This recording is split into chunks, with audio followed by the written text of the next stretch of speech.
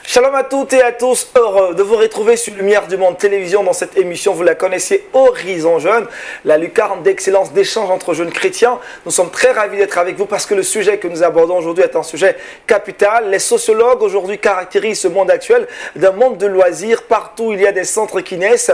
Le chrétien devrait-il avoir un rapport étroit ou assez large avec cette société de loisirs? On en parle aujourd'hui à Horizon Jeune. On se retrouve dans un court instant, restez avec nous.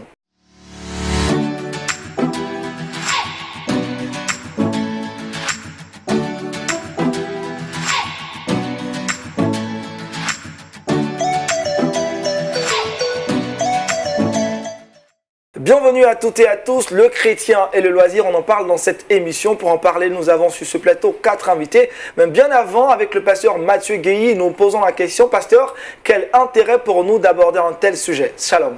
Shalom Aniel, shalom chers téléspectateurs de la LMTV. C'est une merveilleuse occasion pour nous aujourd'hui de nous retrouver.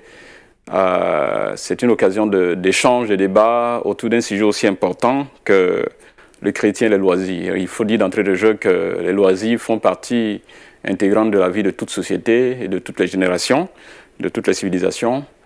La particularité aujourd'hui, c'est que les loisirs se sont mondialisés au point où les loisirs se trouvaient exclusivement dans tel peuple, se retrouvent dans tel autre peuple. Et nous sommes aujourd'hui en face de multiples choix et de multiples décisions par rapport aux loisirs. Donc la question qui se pose aux chrétiens, aujourd'hui, c'est de savoir à quel type de loisirs s'adonner et quelles sont les limites à ne pas franchir. C'est une question donc très importante qui mérite d'être débattue. Et je prie que Dieu bénisse donc nos échanges autour de ce sujet. Merci pasteur. En tout cas, sur ce plateau, on prendra un plaisir pour parler de cette thématique. Et pour en parler, je reçois 4 invités. Je l'ai dit, à ma gauche, j'ai mon frère Luna Ondé, Moïse, étudiant en RIT. Shalom. Exactement. Merci d'être avec nous. Boulou, Cyril Olivier, étudiant en sociologie, c'est bien cela? Bien Merci d'avoir répondu à notre invitation. Merci. Samuel Palais, consultant en leadership et développement personnel. Merci d'être là. Merci. Ça va? Oui, au ça niveau va. du développement personnel? Oh oui, on se Beaucoup de tient par la personnes grâce de Dieu. ont reçu vos enseignements. Ça va. Ils avancent. Oui, en tout cas, merci pour le travail.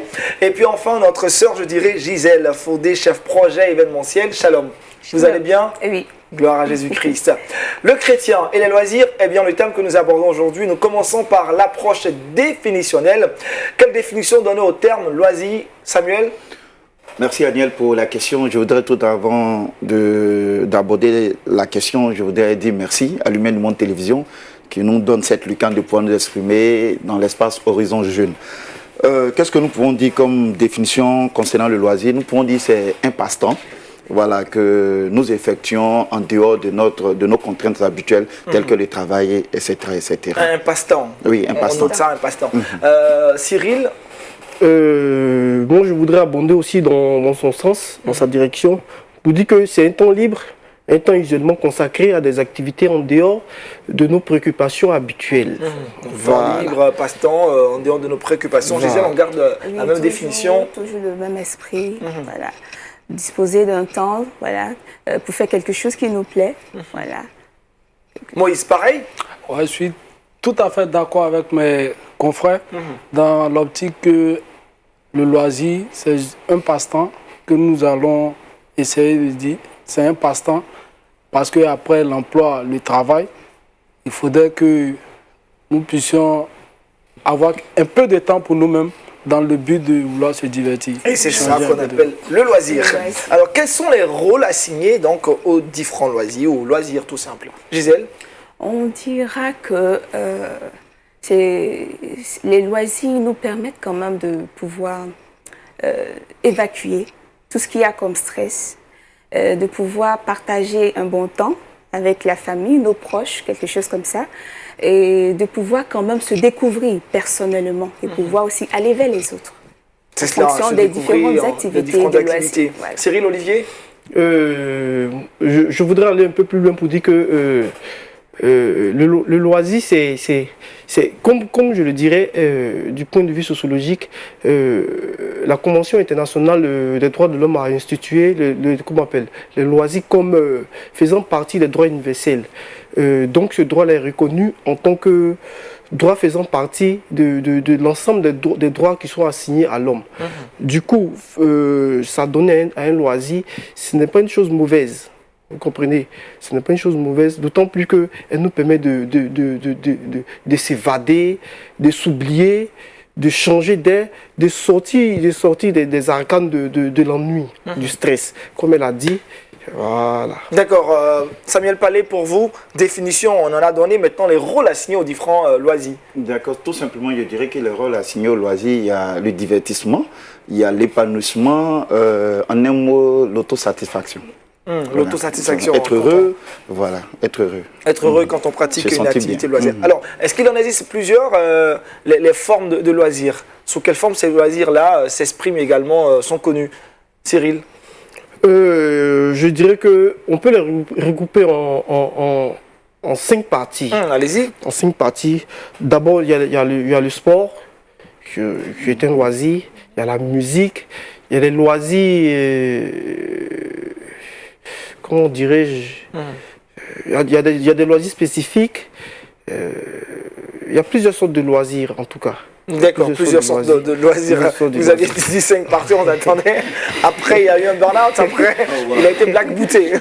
Vous, quelles sont les différentes formes de loisirs que vous connaissez, les différentes formes? Moi, d'abord, en tant qu'un bon Africain, j'aimerais d'abord, quand j'ai un passe-temps, je parle en fonction de moi avant de généraliser. Allez-y. Quand j'ai un passe-temps, j'aime beaucoup lire.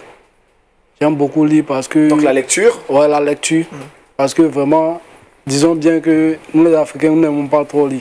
Donc j'aime beaucoup lire parce que n'oublions pas aussi que le loisir nous permet aussi à quelque part de s'éduquer aussi.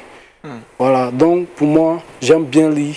Après ça, le football, après avoir fini le football, bon, être tant soit peu, par moment aller nager, voilà, et puis rester en famille. La question, elle est bien formulée.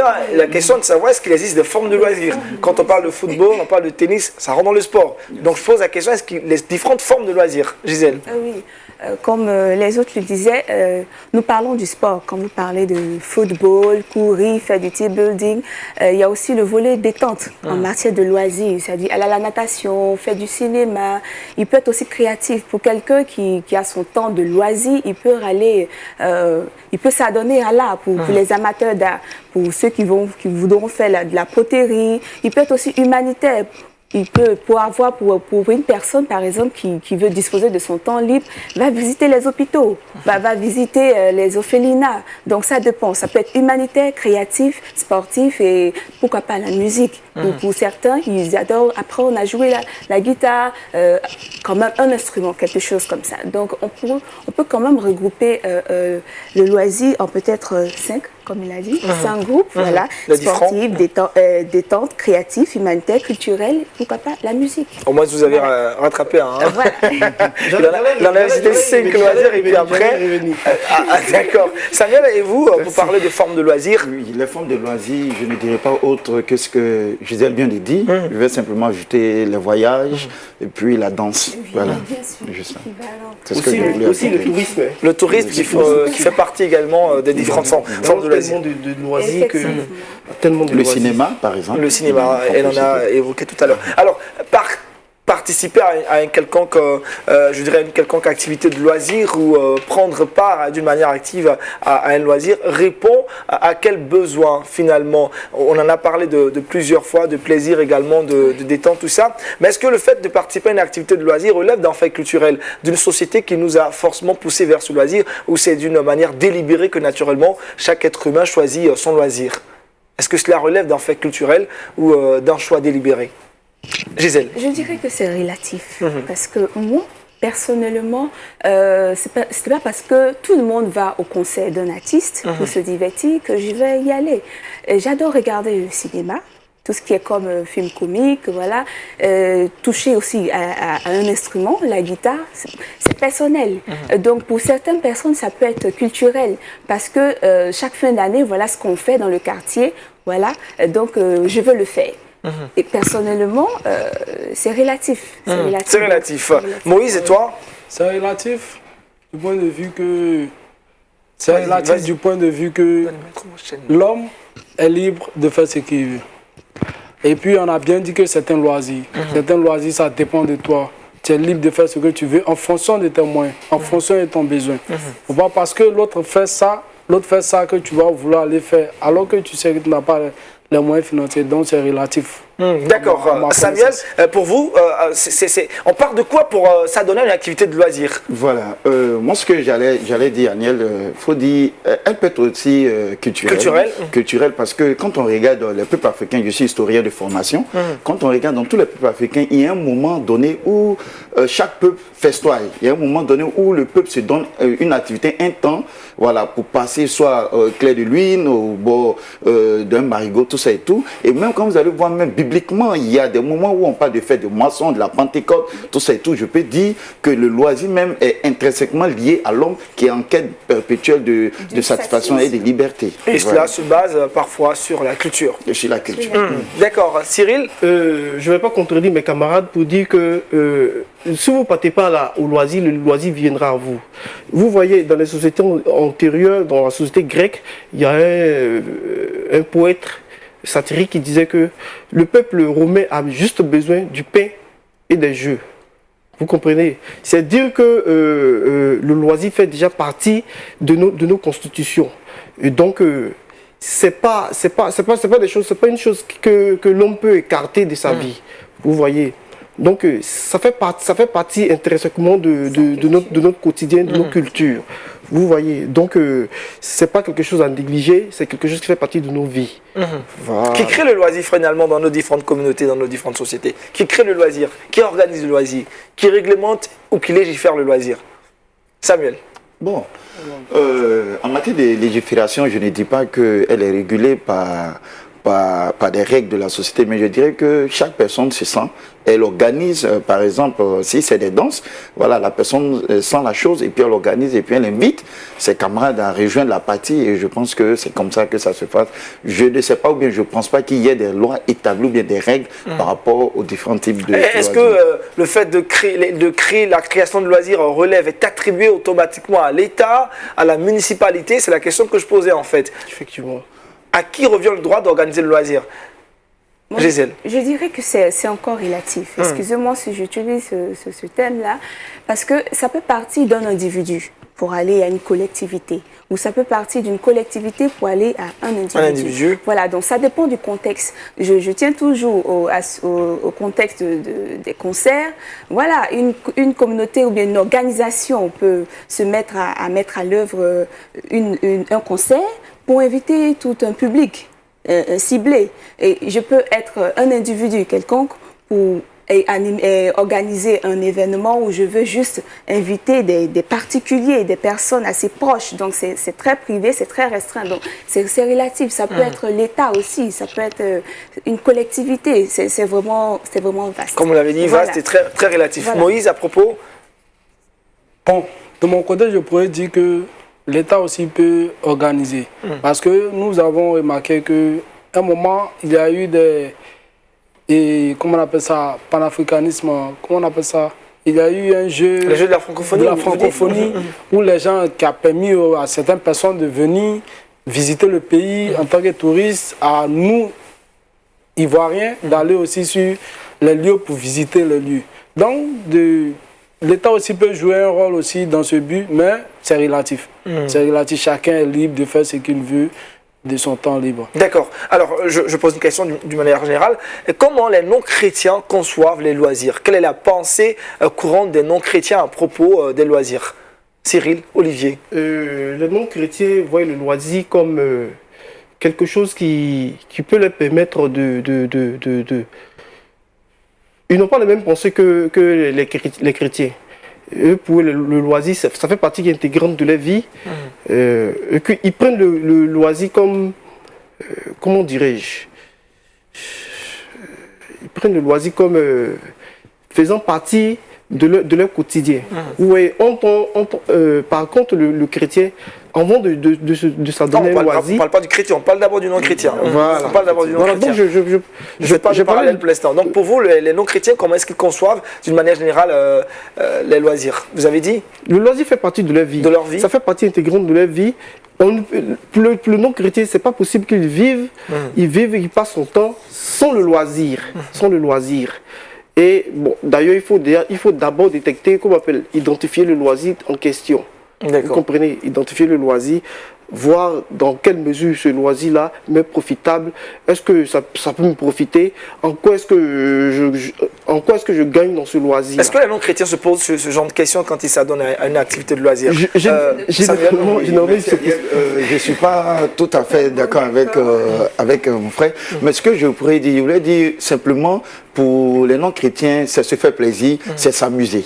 Voilà, c'est tout court, hein. Se faire plaisir, s'amuser. Partie de football, de natation, de cinéma, aller comme on le dit dans le jargon, se faire bien, voilà, se sentir mieux, se sentir à l'aise. C'est ce qui les anime, c'est l'esprit qui les anime. On est tous d'accord. Voilà.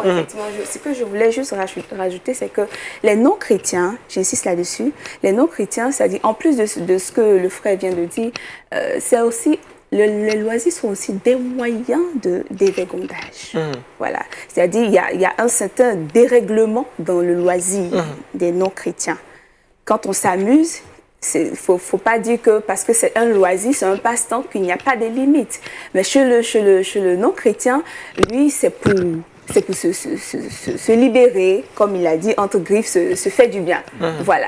Mais en se faisant du bien, il y a un certain libertinage dans la manifestation de son loisir. Donc, il y a ça à ne pas perdre de vue chez le non-chrétien. Donc, il y a une pensée de dévergondage également qui anime les non-chrétiens dans leur pratique de loisirs. De façon particulière.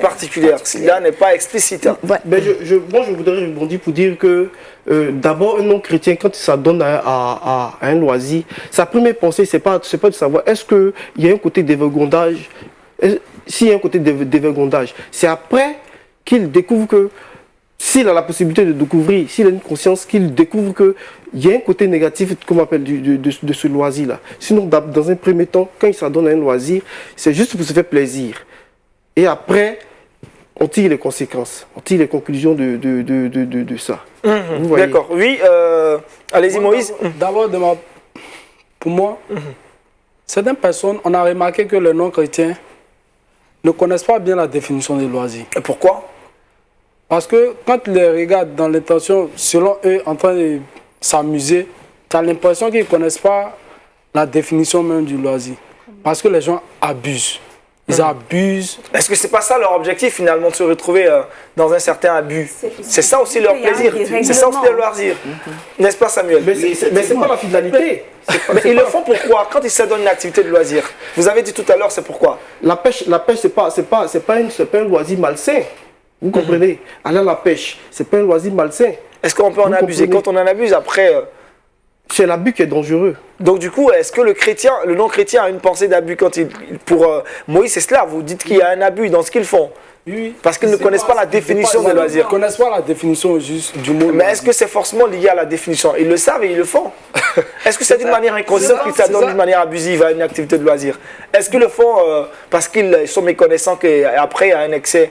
Moi, c'est ce que je me dis. Je me dis, quand tu fais quelque chose, il faut savoir ce que tu fais et ta conscience va te gronder. Mais est-ce qu'ils ne prennent pas plaisir dans cet abus, Samuel? Oui, ce que j'allais dire, je vais dire, ils prennent plaisir à ça. Ils le font sciemment, ils le font consciemment. J'allais dire, ils savent. Voilà, ils savent quelles sont les limites des loisirs, mais ils le font, comme je dis, pour se faire plaisir et pour se faire envie, parce qu'ils veulent le faire, donc ils le font sans relâche. Sinon, je crois qu'ils connaissent les limites et ils connaissent les dangers, mais ils le font sans relâche. D'accord, sans règlement, oui, Gisèle? Je disais que sans règlement, voilà, donc chacun a essayé quand même de parler du point sur lequel je voulais revenir. C'est pas que c'est mauvais pour un non-chrétien de s'amuser. C'est pas mauvais, c'est tout à fait naturel, comme il a dit, c'est un droit, c'est tout à fait normal. Mais pour le non-chrétien, du fait qu'il soit non-chrétien, il y a certains qui s'adonnent à certains loisirs où quand même il faut avoir des limites. Je dis n'importe quoi comme ça, si vous me permettez.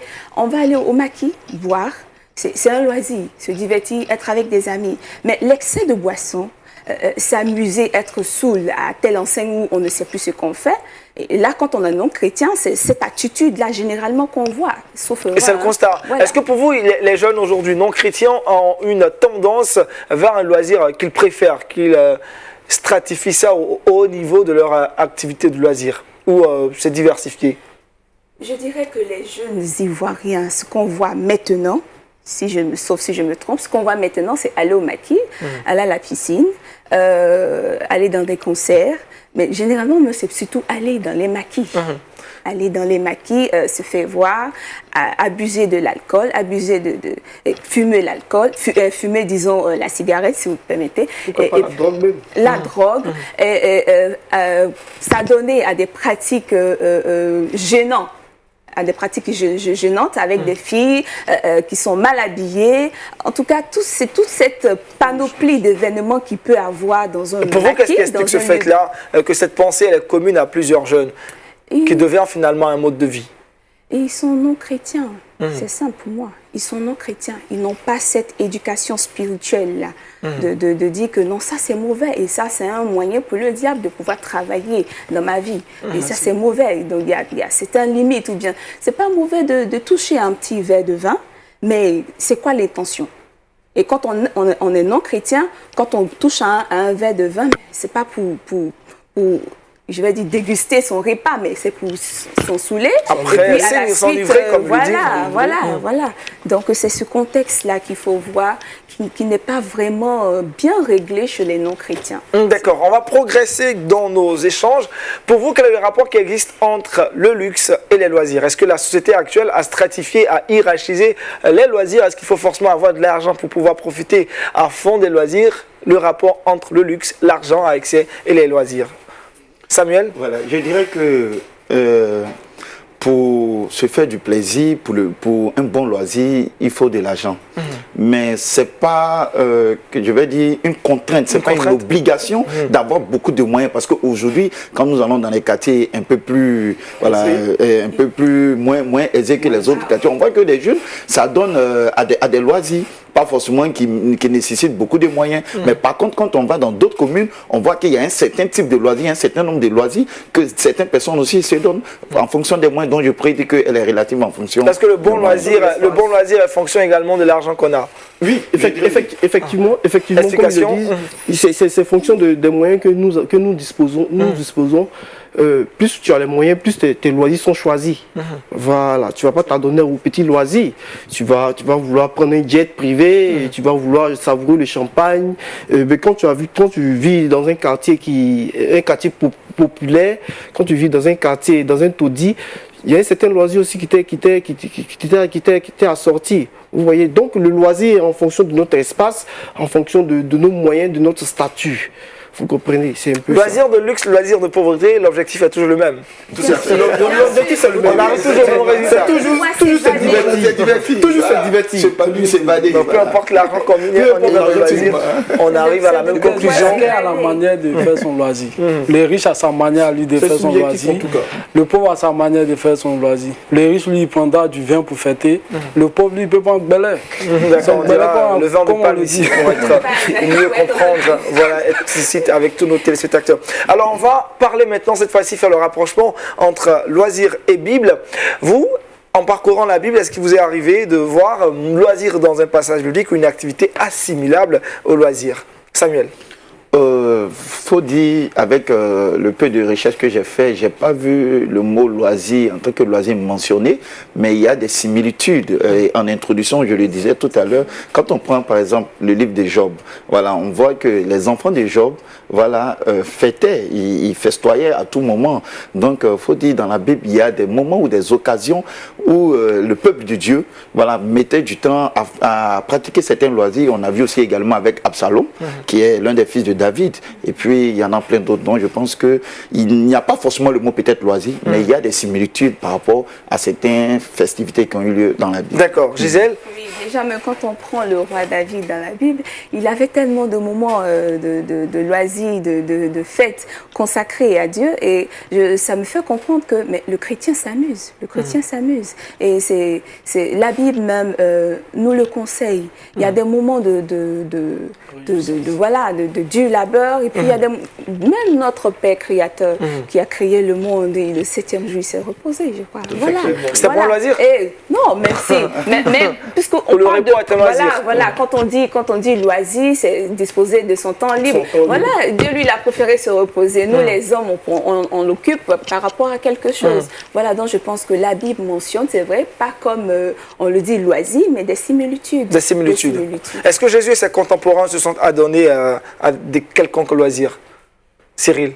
Effectivement, dans le comme, Nouveau Testament. je vais pas renchérir sur le Nouveau Testament, mais comme le dit mes camarades, le loisir, ça fait partie, le sujet du loisir n'est pas traité en filigrane dans la Bible, mais tout porte à croire que tout le temps que le peuple chrétien se retrouvait, le peuple de Dieu se retrouvait, il passait du bon temps, il s'amusait. Et regardez les noces du canard. Les noces de canard où ils ont partagé le vin. C'était un loisir où le pain est tombé comme une manne.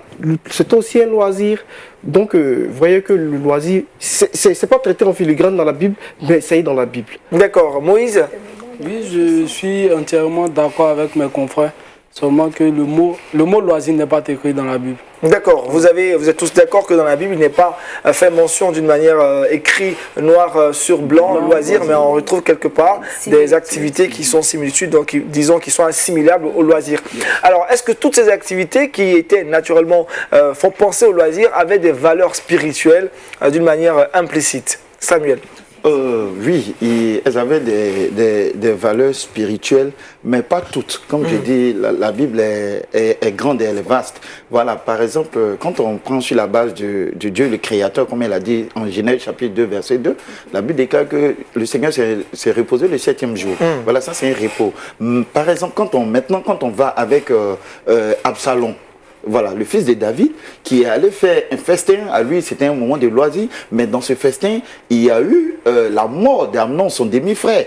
Vous comprenez? Donc c'est pour dire que dans les loisirs, il y a ce qui est lié à la spiritualité, par exemple les fêtes de moisson et les fêtes dédiées à Dieu, mais il y a aussi ce que les personnes elles-mêmes en tant qu'entité le pratiquent, voilà, comme Job avec ses enfants, où chaque fois Job était obligé de prier et de demander pardon au Seigneur pour l'attitude de ses enfants. Donc j'allais dire en autant béni, même quand on parle des loisirs, que ce soit biblique, retenons qu'il y a quelque part une conséquence après un loisir. D'accord. Cyril, Gisèle, pour vous, des relances spirituelles derrière une activité de loisir, surtout dans la Bible, on reste dans la Bible, est-ce que quelques activités assimilables au loisir avaient des objectifs aussi spirituels? Il en a énuméré les fêtes religieuses, naturellement, les fêtes de moisson. Est-ce qu'il y en a d'autres, selon vos recherches? Je dirais que oui, parce que le roi David, généralement, quand il organisait ces petites manifs de fêtes, de réjouissances, c'était pour rendre gloire à Dieu, même dans ces moments difficiles. Et quand on regarde dans 1 Corinthiens 10, verset 27, Paul disait de rendre visite à des non-païens, à des païens plutôt. Quand on les rend visite, c'est quand même dans un esprit de partage, de joie. Et là, il y a l'esprit de la communion fraternelle. Quand on va dans le livre des Actes et qu'on parle des apôtres, ils avaient des moments de partage, des moments d'échange. Et le côté spirituel qu'il faut faire ressortir, c'est la communion fraternelle. C'est-à-dire le fait de se mettre ensemble, ça cultive l'amour entre frères et sœurs chrétiens. Non seulement ça, mais ça montre aux autres que c'est vraiment important de se soutenir mutuellement, surtout sur la base de Jésus-Christ. Voilà, donc ça quand même montre aussi que les chrétiens s'amusent, les chrétiens ne sont pas des personnes on parlera des loisirs des chrétiens pour l'instant. Voilà. Nous sommes dans la Bible. Cyril, Olivier, autre chose à dire à propos des loisirs à caractère spirituel? Moi, je dirais pas le contraire de ce qu'ils ont dit. Je pense qu'ils ont tout dit, ils ont résumé ce que le loisir, c'est ce à quoi le loisir sert dans la Bible. Vous comprenez? Quand le peuple de Dieu se retrouve et que c'est des moments de partage, des moments de communion, ce n'est nulle autre leçon que une portée spirituelle. Vous voyez, c'est là que je veux m'arrêter. D'accord.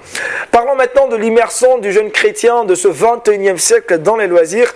Vous qui êtes jeune chrétien, selon votre remarque, vos différentes remarques, on dira, est-ce que le jeune chrétien de ce siècle est spectateur ou, disons, acteur dans un quelconque loisir ou dans plusieurs loisirs? Spectateur ou acteur, est-ce que le jeune chrétien est à fond dans les loisirs? Cyril, Olivier, je reste avec toi. Dans un seul sens, je dirais que le jeune chrétien, il est en même temps spectateur et acteur. Spectateur, pourquoi? Parce que, d'abord, si je veux le dire, il faut identifier d'abord le type de loisir auquel on veut s'adonner. Vous comprenez? Moi, Olivier, je ne vais pas aller dans des bars où on fait du striptease, excusez-moi du mot, et puis dire que c'est un loisir. Est-ce que c'est un loisir qui est sain? Je ne pense pas. Et là, comme je suis chrétien, ma conscience chrétienne me dit, là où tu vas, c'est pas bien. Vous voyez, en ce sens-là, je suis spectateur. Je suis spectateur. Et dans l'autre sens, je suis acteur parce que je suis jeune. J'ai besoin d'un loisir. Forcément, il faut que le loisir fait partie de ma vie. Je ne peux pas vivre sans un loisir pour éviter le stress, éviter l'anxiété, tout et tout. Donc, c'est normal que je m'adonne au loisir. Donc, je suis spectateur, en même temps acteur. Donc il arrive parfois que le jeune chrétien est spectateur et par moments aussi il est acteur. Moïse, et vous, votre point de vue sur ce sujet, est-ce que le jeune chrétien d'aujourd'hui est acteur ou spectateur dans les loisirs? Je suis d'accord, tout à fait d'accord avec mon confrère, parce que aujourd'hui, nous pouvons dire, nous les jeunes de maintenant, bon, nous sommes acteurs par moment et spectateurs. Pourquoi acteurs? Ceux qui sont acteurs, moi je me dis c'est parce qu'il manque. Nous qui sommes acteurs, nous savons ce que Dieu aime, ce que Dieu n'aime pas. Donc nous savons ce que nous faisons. Ceux qui sont, nous et certains qui sont spectateurs, maintenant nous pouvons dire non que il y a des choses peut-être qui les manquent. Parce que Dieu, même dans la Bible, il a été écrit dans le livre de Osée 4.4 que mon peuple périt par manque de connaissances. Il y a certaines personnes qui ne savent pas où ils vont, ou bien qui n'ont pas la connaissance spirituelle. Ils n'ont pas la parole de Dieu en eux. Ce qui fait qu'ils déraillent. Vous voyez? D'accord. Quand tu connais la parole de Dieu et la parole de Dieu vit en toi, à chaque moment, il y a certaines choses que tu ne peux pas te permettre de le faire. D'accord. Comme l'exemple de mon frère ici. Samuel, est-ce que le chrétien, le jeune chrétien spirituel, avec un haut niveau vraiment très élevé, peut se livrer à tout type de loisirs? Ou est-ce qu'il y a des loisirs vraiment à éviter? Oui, Agnès, je vais dire qu'il y a des loisirs vraiment à éviter parce que Paul le stipule très bien dans le livre de 1 Corinthiens 10. Il a dit que tout m'est permis, mais tout m'est pas utile. Quels sont ces loisirs, Voilà. Samuel? Ok. Voilà. On va les énumérer, Par exemple, un conseil qui n'est pas chrétien. Voilà, donc un chrétien, naturellement, ne doit pas participer à un concert non chrétien. Non chrétien, les maquis, la fréquentation des maquis, des bois de nuit, etc., etc. Je pense que voilà, un chrétien ne doit pas participer vraiment à ces différents loisirs. C'est quoi le danger pour un chrétien qui s'adonne à de telles pratiques, qui participe à un concert non chrétien, à des loisirs qui, entre griffes, ne sont pas sains? Voilà, qui ne sont pas sains. Voilà, je vais toujours sur la base de la Bible, puisque c'est notre règle. Voilà, je dirais que la foi vient de ce qu'on entend, et ce qu'on entend vient de la parole de Dieu. Si tu commences à fréquenter d'autres lieux qui n'est pas ton lieu habituel, du coup, le lieu va dépendre sur toi. Donc, un chrétien, le danger qui est dedans, un chrétien qui commence à fréquenter des concerts qui ne sont pas chrétiens, il va finir par se retrouver dans des spectacles non chrétiens. Gisèle, la même question pour vous. Est-ce que le chrétien peut se livrer à tout type de loisirs? Ce que je voulais dire d'abord, c'est-à-dire quand on parle de jeune chrétien, c'est le niveau spirituel, il est nouvellement baptisé, il commence nouvellement sa vie chrétienne avec Dieu, ou bien c'est un jeune en âge, parce que tout compte fait, il faut prendre ces deux points-là, disons, très au sérieux. Pour quelqu'un qui commence sa vie spirituelle, on va dire que c'est un jeune chrétien, il vient nouvellement d'être baptisé, il vient nouvellement de prendre conscience de sa relation avec Dieu. Vraiment, il est exposé, il y a beaucoup de choses. Donc, il ne peut pas se dire qu'il peut s'adonner à n'importe quel loisir. Et puis, il faut dire aussi, on peut être acteur. Quand on est jeune chrétien, on peut être acteur des loisirs, pourquoi pas? C'est-à-dire créer des dates, créer des petites sorties entre jeunes chrétiens, organiser des événements, des concerts chrétiens, organiser des petites sorties entre chrétiens. Et c'est dans ce contexte-là qu'on peut être des acteurs. On peut être des acteurs, mais en tant que jeune chrétien, on ne peut pas accéder à tout type de loisirs. Tu ne peux pas aller regarder un film au cinéma sans pour autant connaître, disons, la bande-annonce. Tout en sachant que tu ne maîtrises pas toutes les scènes qui vont passer. Et non seulement ça, et faire attention à ce qu'on écoute, la musique. C'est vrai, on aime la musique en tant que jeune chrétien, si je veux aller plus loin, mais quel type de musique on écoute? Et à force d'écouter ce genre de musique-là, c'est comme si nous sommes en train de nous gérer un virus. Et après, on se surprend à l'église en train de chanter des choses qui ne doivent pas sortir de la bouche d'un jeune chrétien. Donc, il y a plusieurs choses à prendre en compte. L'esprit, l'âge spirituel, et puis étant jeune et ayant cette vie spirituelle, mais prendre prendre au sérieux cette relation que nous avons avec Dieu dans tout ce que nous faisons. Parce qu'en toute chose, c'est d'honorer Dieu d'abord. En toute chose, honorer Dieu. Donc, pour vous, le jeune chrétien ne doit pas s'adonner à tout type de loisirs. Le danger, c'est bien clair de se retrouver dans une prise, on dirait, d'otage et par ces choses mondaines. Finalement, je voudrais ajouter pour dire que les mauvaises habitudes corrompent les bonnes mœurs. Pour dire que il est encore plus facile, il est encore plus difficile d'avoir la foi que de la perdre. Vous comprenez? C'est encore plus difficile d'avoir la foi que de la perdre. Et comme elle a dit, si vous vous adonnez à des loisirs qui ne sont pas assez, c'est clair que en tant que chrétien, même quand votre foi est soutenue, c'est pas sûr que vous tenez bon jusqu'au bout. Vous comprenez? Donc, comme je le dis, il faut identifier le loisir, savoir quelle est la portée de ce loisir. Qu'est-ce que ce loisir-là nous apporte en termes de spiritualité? Vous voyez, c'est ce que je veux dire. En fin de compte, la question qui me vient là à l'esprit, c'est quoi la différence entre la distraction chrétienne et l'amusement mondain? Samuel Palais. La différence entre la distraction chrétienne et l'amusement mondain. Voilà, la différence, elle est toute simple. Avec les chrétiens, je pense que c'est sain. Voilà, et il n'y a pas de conséquences à l'arrière. Mais par contre, avec les non-chrétiens, il y a toujours une conséquence. Par exemple, on a cité le cas des maquis où il y a l'abus de l'alcool.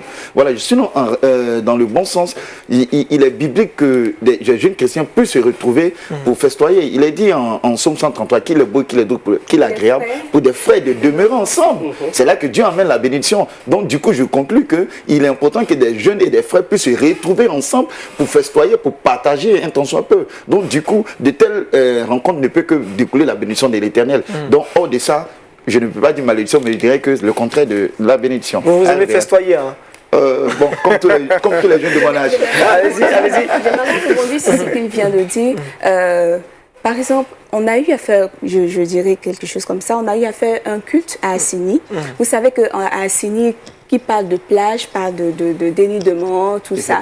Et il y a eu un groupe de jeunes frères chrétiens avec lesquels nous sommes partis, étaient en train de jouer au tam-tam. Et les sœurs et les autres frères qui ne jouaient pas au tam-tam mettaient des pas de danse. Voilà, esquissaient des pas de danse. Mais sur la plage, ce que nous avons trouvé là, essayaient de se rassembler, de se joindre à nous. Mais les filles et les frères, voilà, qui non pas de l'église, mais qui n'étaient pas chrétiens entre griffes, quand ils s'approchaient de nous, mais c'était scandalisant pour les frères qui étaient en train de jouer, parce que ce qu'ils voyaient de leurs yeux, c'était pas possible. Les filles étaient à moitié nues, les hommes étaient carrément dénudés, et ça, c'était choquant.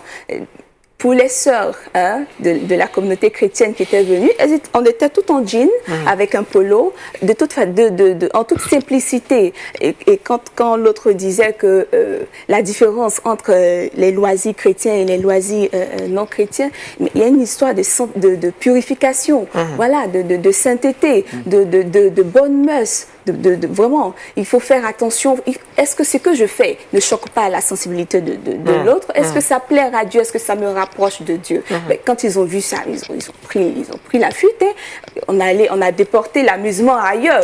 Et ils ont compris que c'était gênant le tenue vestimentaire. Donc c'est ça l'esprit. C'est ça l'esprit qu'il faut garder quand on s'amuse entre jeunes chrétiens. Voilà. Cyril, Olivier, on se retrouve dans un monde aujourd'hui, je le disais d'entrée de jeu, que ce monde est considéré par les sociologues comme une société de loisirs. Comment le jeune chrétien, dans une telle atmosphère, peut réellement échapper parfois à la musique qu'il ne désire pas écouter, qu'il voit, des images parfois obscènes, difficiles aussi à fuir, des regards, parce qu'on les voit comme ça sur des panneaux d'affichage. Comment le jeune chrétien peut conserver là son esprit pur dans un tel monde, dans une telle société? Vraiment, c'est une question très compliquée. C'est vraiment compliqué. Vous n'avez pas la réponse. D'accord, je vais prendre Palais, après je reviens à Gisèle, allez-y. Moi je dirais que c'est rien de compliqué pour quelqu'un qui sait où il va et qui sait en quoi il croit, ou bien en ce qu'il a cru. Vous comprenez? Par exemple, un jeune chrétien, nous sommes dans un monde, comme je l'ai dit, en pleine mutation. Nous fréquentons les écoles, nous avons les universités. Il y a tout ce monde-là qui nous entoure. Et voilà. Et quelle est ta base? Moi, je dis la base dépend de ta profondeur et ton intimité avec le Seigneur. Si tu as une bonne relation, une bonne spiritualité, une bonne base, en tant que jeune chrétien, tu peux dominer sur ses loisirs. Et c'est pourquoi David a dit, Seigneur, je sais ta parole dans mon cœur, en Somme 119, verset 101, afin de ne pas pécher contre toi. Vous comprenez? Donc, dès qu'on est devant une telle situation, on se rappelle de la parole que l'Éternel nous a dit, ou bien que nous avons médité dans la loi de notre Dieu. Donc, je pense qu'en tant que jeunes chrétiens, nous devons dominer et encore pousser dans la profondeur avec le Saint-Esprit qui nous permettra d'être au-dessus de ces différents loisirs. Alors, quelles sont les bonnes questions à se poser avant de s'adonner à une activité de loisir? Quelles sont les bonnes questions pour le jeune chrétien avant de pratiquer finalement un loisir? Gisèle? Je dirais que est-ce que ce que je fais plaire à Dieu? Est-ce que ça me rapproche de Dieu? Est-ce que ça approfondit mes convictions que j'ai face à ma relation avec Dieu? Est-ce que ce que je fais est vraiment spirituel? Est-ce que c'est biblique? Est-ce que ça m'apporte vraiment quelque chose de bon face à Dieu?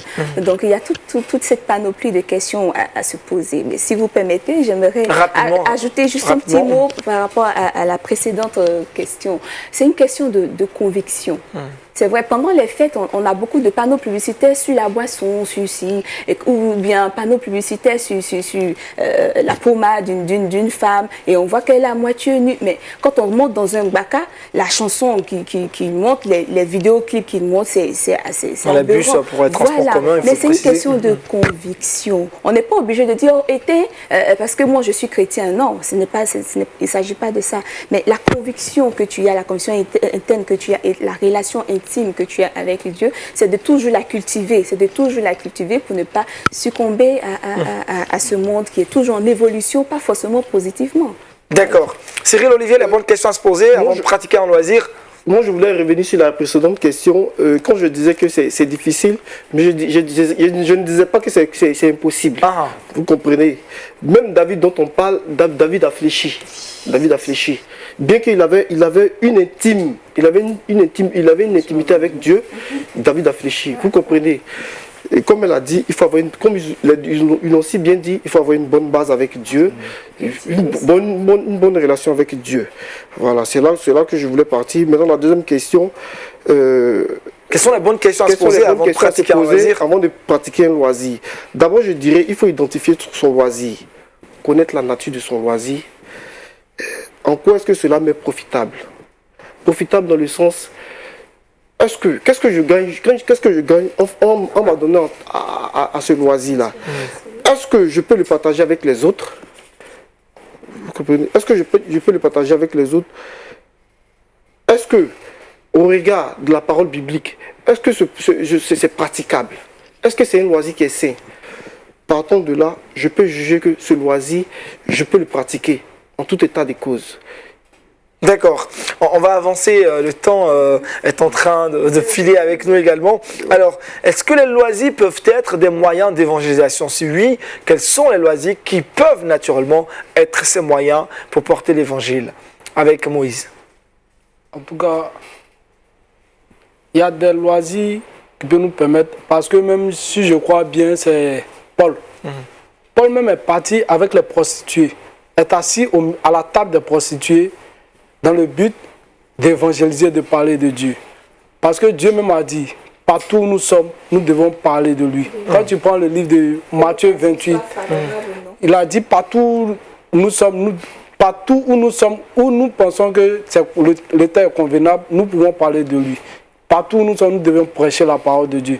Donc je crois que à partir des loisirs, si tu as un ami qui n'aime pas la parole de Dieu, qui ne va pas à l'église, qui est un non-chrétien, il faudrait que tu en profites toute sa sensibilité où il se sent plus à l'aise. Si c'est au maquis, qu'il t'invite, bien vrai que toi ça ne t'arrange pas, mais tu peux aller t'asseoir avec lui dans le maquis, pas dans l'intention de boire. Est-ce qu'on peut accepter ça? Est-ce que c'est possible à ce niveau-là? Cet exemple qu'il donne, est-ce que c'est pas, moi, par exemple, c'est pas vraiment jouer avec le feu? Est-ce que c'est pas jouer avec le feu? Par exemple, moi tu as ton témoignage? j'ai des amis. Il a son témoignage. La majorité de tous mes amis, La majorité de tous mes amis. Comment se fait-il que tous tes amis sont des alcooliques? Eh bon, disons qu'on s'en l'alcool. Est-ce que je t'ai pas passé par là aussi? Non, oui, avant, bon, je suis un jeune. Avant, je faisais des choses par manque de connaissances. Parce qu'en ce moment, je n'étais pas trop dans les histoires de Dieu. Maintenant, tu es mature. Hein. Maintenant, je me suis approché de la chose. J'ai vu que non, ça, ce que je faisais ne peut pas me conduire dans le royaume des cieux. Donc, il faudrait que je révise ma vie et je prenne la voie de Dieu au sérieux. Donc, quand je dis ça, la majorité de tous mes amis sont des alcooliques. Ils prennent de l'alcool. La majorité de mes amis, ils aiment bien les shows, nager, faire choses. Mais moi, quand je quitte à l'école, je suis toujours à la maison. Si je ne suis pas à la maison, je suis à l'église. Et comment toi, tu peux procéder pour les évangéliser? Tu les rejoins dans leur activité? Comment je fais pour les convaincre? Par exemple, quand il y a des sorties. Des sorties d'abord dans notre église. Quand on organise des fêtes à l'église, je les invite. Ils trouvent que non, eux ne peuvent pas partir à l'église. Ils me disent d'abord que moi, de venir avec eux au maquis avant qu'ils viennent dans moi ma sortie. Ça, on comprend. Donc, du coup, partant de là, vous partez avec vos amis et vous leur parlez de la parole de Dieu. De la parole de Dieu dans l'optique de les envoyer. De les envoyer à Christ. Ça, on comprend clairement. Pour vous, Samuel, la même question pour vous. Oui, moi, je dirais qu'il y a deux faits qui sont indéniables. Loisirs et évangélisation. En tant que jeune, il y a la musique, il y a le sport. Voilà, ça, c'est deux faits majeurs. Et nous savons que 99% des jeunes aiment le sport et aiment la musique. Donc, pour des jeunes chrétiens, le loisir qui pourrait être attractif, qui pourrait amener les non-chrétiens à venir au Seigneur, c'est par exemple la musique. On peut faire un concert dehors, voilà, et par la musique, on annonce facilement l'évangile. Le loisir, pour vous, c'est le sport. La musique, c'est bon. Deux moyens par lesquels on peut vraiment apporter l'évangile. Effectivement. Cyril Olivier, pour vous, vous êtes d'accord également ou autre activité de loisir qu'on pourrait... Je suis pleinement d'accord avec lui, mais moi, ce que je dirais, comme la Bible le dit, vous êtes le sel et la lumière du monde. Vous voyez, à travers les actions des chrétiens, des jeunes chrétiens, je veux dire quoi quels sont les loisirs? La question, c'est quels sont les loisirs? On peut organiser, comme on appelle, les concours des chants chrétiens. Vous voyez, à travers les actes que les chrétiens posent, les non-chrétiens même, ça peut les interpeller pour dire que aussi au sein de l'église, il y a aussi les loisirs, il y a aussi le divertissement. Ça peut attirer ceux qui sont dehors à venir découvrir. Dans la vie des chrétiens, c'est pas une vie qui est renfermée sur elle-même pour dire que oui, quand on est chrétien, vraiment on oublie tout. On oublie tout, et comment on appelle carrément. La vie de chrétien, c'est aussi s'amuser. Et quand on s'amuse. Vous, à travers ce genre de concours, autre chose que vous proposez. Voilà, le concours de connaissances bibliques, par exemple. Créer des espaces d'échange. Créer des espaces d'échange entre chrétiens et non-chrétiens, c'est cela? Entre les jeunes, de communautés religieuses. Ça favorise, ça contribue aussi à l'évangélisation. Gisèle, proposition d'activité. Je vais juste ajouter les réseaux sociaux. Les réseaux sociaux. La majeure partie des jeunes sont sur les réseaux sociaux. Donc, pour parler aussi de Jésus, il faut aller sur les réseaux sociaux, en plus de ce que les autres. D'accord. Rapidement, en 30 secondes, on a terminé. Les agapés, c'est-à-dire les parties de. Les je savais, vous avez fait soyez-vous. Ça se sent, vous avez mangé. Voilà, les bouffes. Vous aimez ça, et vous êtes festif, ça le sent. Notre ami Moïse a un témoignage puissant, lui va dans les maquis. Merci en tout cas à nos invités. On va prendre l'avis du pasteur Mathieu Guéhi sur ce sujet très important, les loisirs et le chrétien. Merci beaucoup, Aniel, de me donner la parole. J'ai suivi avec beaucoup d'intérêt toute la passion avec laquelle Moïse, Samuel, Cyril, Olivier et Gisèle ont abordé cette question. Je pense que leur contribution à ce sujet est très importante et je félicite donc leur participation à ce débat. Ce que je voudrais dire, c'est que la grande question qui vient toujours à l'esprit, c'est de savoir si les loisirs font partie justement de ce que la Bible nous encourage à faire. Quand nous lisons la parole de Dieu, Dieu lui-même a institué le principe du repos. Et quand nous parlons du principe du repos, il y a différentes choses à l'intérieur. Il y a l'aspect de l'arrêt total d'activité. Donc le repos comme l'arrêt total d'activité. Et évidemment, il ne s'agit pas simplement de se coucher et dormir toute la journée, ce n'est pas de ça qu'il est question, même s'il y a un arrêt total d'activité. Il y a aussi les fêtes que Dieu lui-même avait instituées, qui sont aussi un moyen d'arrêter les activités quotidiennes et de se réjouir, donc de vaquer à autre chose que les activités quotidiennes. Et je pense que nos jeunes ont défini justement le loisir comme étant par exemple des passe-temps, quelque chose qui nous fait sortir un peu de nos occupations habituelles. Et donc c'est quelque chose de très important, un moment de se divertir, de se relaxer aussi. Donc les fêtes aussi avaient pour but aussi de participer à cela. Donc c'est des moments de repos. Il y a aussi tout ce que nous faisons qui nous enlève un peu des contraintes habituelles, justement. Et je pense par exemple le sport. Quand quelqu'un qui, par exemple, un jour de repos se livre au sport, il est en train d'aider son organisme justement à devenir davantage plus performant. Et je pense que c'est une manière aussi de se reposer. Donc dans le principe du repos, il y a bien entendu la question du loisir, qui est un moment de sortie, bien entendu, de nos activités quotidiennes et nos occupations quotidiennes contraignantes pour être un peu plus relax. Et donc les loisirs nous permettent de sortir de la pression quotidienne, de faire des choses que nous n'avons pas certainement l'habitude de faire, mais qui nous permettent de nous réjouir simplement. Donc les loisirs sont très importants, en ce sens que nous permettent de reconstruire notre organisme, de nous permettre de changer d'idée. Les loisirs permettent aussi la créativité. Vous savez, quand on est sous pression, il est très difficile de suffisamment réfléchir. Mais quand nous sommes un peu plus libres, nous avons le temps, notre esprit est ouvert et nous pouvons trouver de nouvelles idées, même par rapport à ce que nous avons l'habitude de faire. Donc les loisirs sont très, très, très importants. Cependant, la Bible nous demande bien entendu de mettre un certain nombre de barrières dans ce que nous faisons. L'apôtre Paul dit dans 1 Corinthiens 6, verset 12, que tout m'est permis, mais tout n'est pas utile. Tout m'est permis, mais je ne me laisserai asservir par quoi que ce soit. Donc la question ici, c'est la question de l'excès. L'excès en toute chose. Et je pense dans ce sens, cela doit nous permettre de bien réfléchir à la manière à laquelle nous nous adonnons, bien entendu, au loisir. Il y a un tri à faire donc dans ce que le texte dit, le tri par rapport à la nature du loisir en question. Un loisir peut être totalement contraire au principe de notre foi. Et dans ce sens, nous devons carrément mettre cela de côté. Donc ce n'est pas parce que tout le monde le fait que nous devons le faire. Il y a un tri à faire. Ça, c'est le premier tri à faire. Le second tri, c'est bien entendu par rapport à l'emprise d'un tel ou tel loisir sur notre vie et nos activités quotidiennes et ce que nous faisons. Par exemple, il ne faudrait pas qu'un loisir prennent la place de nos vraies activités quotidiennes. Vous voyez des gens, par exemple, qui ont transporté carrément leurs jeux qu'ils ont l'habitude de faire dans un bureau.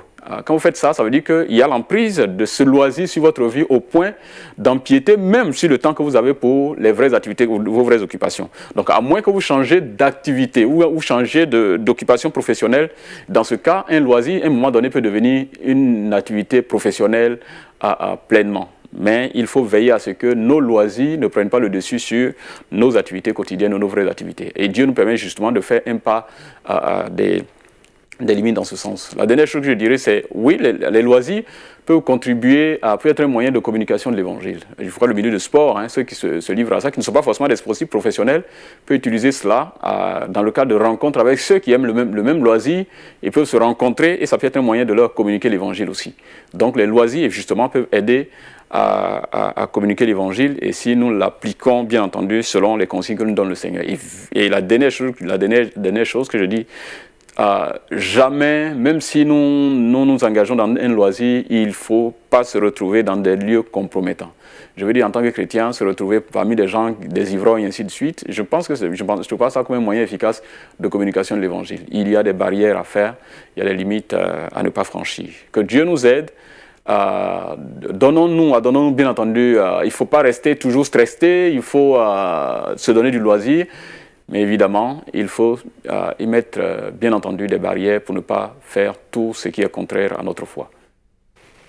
Merci pasteur pour votre intervention. On a comme l'impression qu'il faudrait utiliser naturellement les loisirs pour évangéliser et nos amis sur ce plateau l'ont fortement énuméré, ces différentes activités qu'il faut mettre en avant dans nos différentes communautés, nos différentes églises pour attirer un plus grand nombre de non-chrétiens à Christ. Je remercie donc Moïse qui a répondu à notre invitation, Cyril Olivier, aussi Samuel Palais, enfin Gisèle Faudé. Merci à vous pour cette grâce et on a été très heureux de parler de ce sujet avec vous. Merci à vous, très chers amis qui êtes fidèles à cette émission Horizon Horizon Jeune. On se retrouvera dans une semaine pour un autre épisode, une autre émission. On a été très heureux d'être avec vous. J'ai une pensée pour tous nos amis qui nous suivent à Dakar, à Yaoundé, à Douala, à Ouagadougou et aussi à Abidjan. Merci à vous tous. On se retrouve, je l'ai dit, dans une semaine. Merci à la réalisation. Que Dieu vous bénisse et shalom chez vous.